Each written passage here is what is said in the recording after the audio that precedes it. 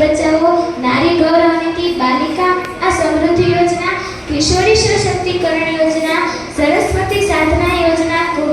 કુંવરબાઈનું મામેરું યોજના, વિધવા સહાય યોજના, આ ઉપરાંત બીજા અનેક ક્ષેત્રોમાં મહિલા ઉત્કર્ષ માટેની યોજનાઓ કાર્યરત છે, જે સમાજમાં મહિલાઓને માનભેર ગૌરવનું જીવન જીવવાની તક આપે છે. પણ મારા માટે સાચો મહિલા કલ્યાણ દિવસ તો ત્યારે જ ઉજવાશે